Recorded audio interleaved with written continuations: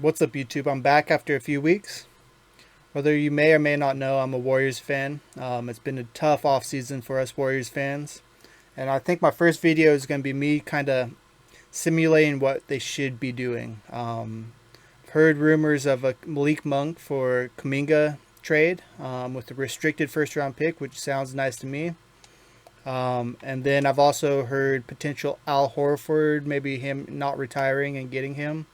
I've heard D'Anthony Melton. Um, what I'm going to do in this video is simulate what Warriors should do. Now, I'm not even sure that this is actually possible, as I make sure Al Horford doesn't retire. LeBron, everybody else I think can. Give Chris Paul another season since he's staying in. I'm not sure if it's going to be possible with the salary cap and stuff like that, but what I'm going to try to do is get Al Horford on a minimum contract, try to get D'Anthony Melton for my mid-level exception, make a trade for Malik Monk for Kuminga and a restricted first-round pick, probably lottery restriction.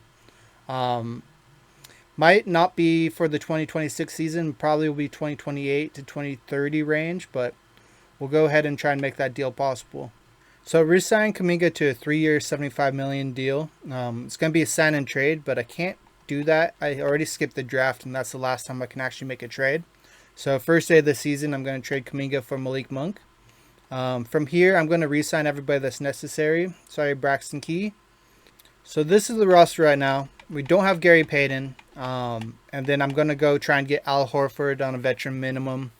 And then try to get D'Anthony Melton on a minimum, or at least our mid-level exception split with Gary Payton. Not sure if I'll actually be able to do that, but if I do that and then trade Malik for Kuminga and a first-round pick, which won't matter because it'll be a one-year simulation, I think that's what the Warriors' best-case scenario will be. So let's go through and try and see if I can make that happen. So Al Horford wants a bunch of money at 39 years old. Kind of want to get him because realistically he'll sign for a veteran minimum, I think, at this point of his career.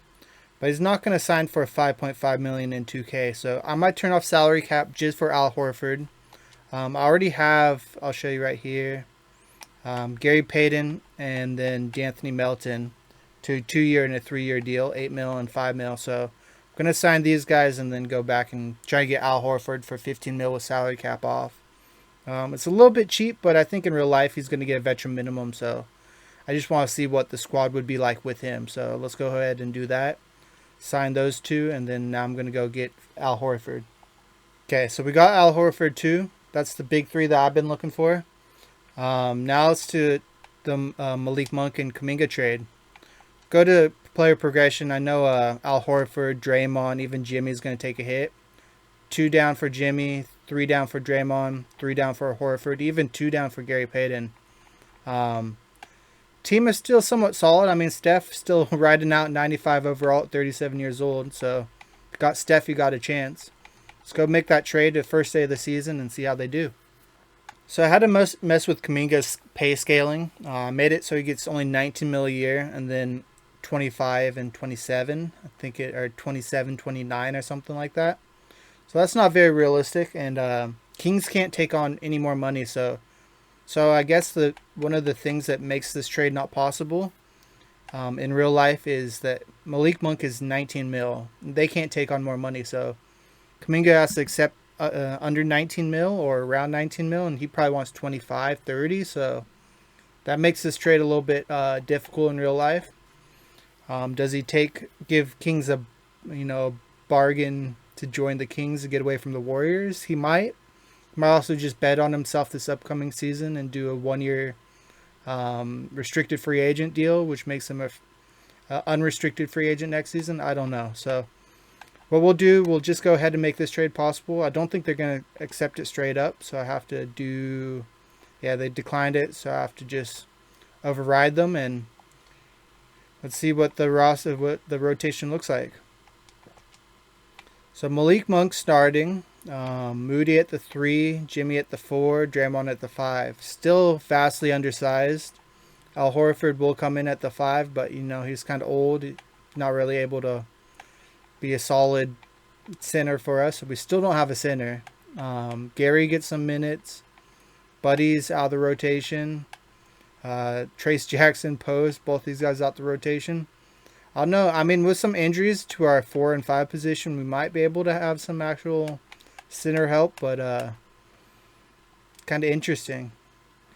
It'll be definitely more interesting to see how Malik Monk does for us. How De'Anthony Melton, I think he should get some PT. Al Horford in his limited time, he'll be a stretch big for us. And he's got a little bit of defense still. Started out strong, but then we started slipping a bit. I mean, it was against OKC, Cleveland, Timberwolves, all very good teams. Steph comes down with the injury, so 13 and 7 is probably going to be 15-15 soon. Though we're still winning without Steph. Just must mean Jimmy and Malik Monk are holding their own. Steph is back. We're 18 and 9. Let's quickly check how the new people are doing. We'll see Jimmy's actually up in average, and Steph is also up in average. Let's see Malik Monk. He's averaging 20 as well. Let's quickly go over because we'll check him again later in the season. Melton 10. Al Horford 4.4. He's a little bit less than he typically is, but he's also getting 7 less minutes. Steph is finally back from his 2 to 4 weeks. We lost 6 games out of 7, so went on our first slip of the season, but we're still 29 and 19.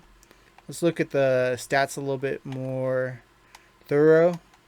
Steph averaging way less turnovers and more points. Good to see. Jimmy's, I think he was 20 earlier in the season, so he's gone down a little bit, but that's fine. Malik Monk averaging 21 almost.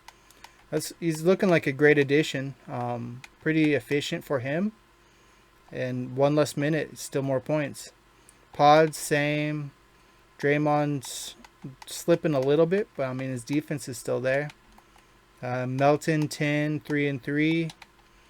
Trace Jackson's getting a little bit of PT, 7 and 6. Gary Payton 5 and 4.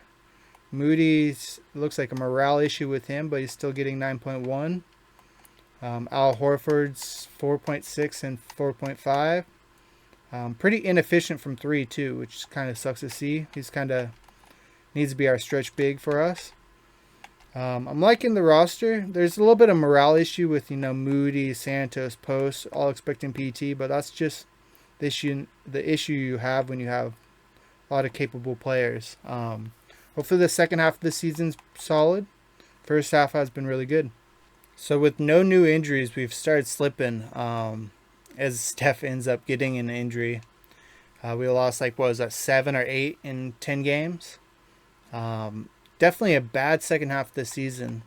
See us losing a lot to Timberwolves, Dallas, OKC. Haven't really noticed the Spurs, but as long as we can get out the West first round, we might be able to have a chance. Who knows? Hopefully Steph and Al Horford comes back. Draymond's just came back. Hopefully we're healthy for playoffs because it's been a bit of an injury-plagued season. Still did decent, 50-plus wins.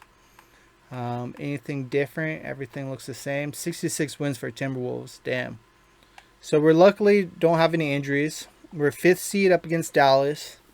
Probably the best bracket we could be in, although Timberwolves 66 wins this season's tough. Still the OKC, Houston, Spurs, Clippers, that's a tough down here. So guess Dallas got to be our best matchup. Hopefully we win our first game, which we do at their house. Pods gets hurt. We still win game 2. Wow. They take game 3 at our house, but we win the next one. We could close them out here. 3-2. Okay, we make it to the second round. Portland's given Timberwolves a little bit of a run, which is surprising to see. They're originally the 9th seed. Oh, they made it past Kings. Let's see how Kuminga did. 4 points in 28 minutes. Damn, 2 and 9, 0 of 4, no steals, no blocks, 2 turnovers. That's crazy. I assume, Timberwolves win. So it's Spurs, OKC. They eliminate Rockets, and Spurs eliminate Clippers. Up against the 1 seed. They only lost, 15 games all season. They win game 1. Steph Curry fractured leg into the season, into the simulation, just like that. That's tough. I mean, at least we got an excuse like last season. But what is it with Steph getting hurt against Timberwolves? They sweep us without Steph. To be expected. Let's just run the rest of the playoffs. Man, OKC sweeps Timberwolves and then Pistons. Interesting. I mean, I think they're gonna be better and better, but to the finals next season, I don't know. That's back to back for OKC in this simulation. Man, being in the West is difficult. It's hard for a Warriors fan to truly be hopeful. I mean, when you got 30 on your team, you're always going to be hopeful, but time is, it's only maybe 3 or 4 years left. And if that at high level, I don't know, maybe 2 or 3 of them. We really need to make some changes or have some people come up, a Pods, a Moody, a Kaminga if he stays. Malik Monk, I think, is a good addition if we have to get rid of Kaminga, but I think at this point we have to get rid of Kaminga. It's seeming like we've held him hostage and not only damaged his value, but damaged his career potentially with Steve Kerr and some of, his coaching. He's a great coach for Steph Curry, maybe not a good coach for young Bucks, but with that being said, see you in the next video. Catch ya.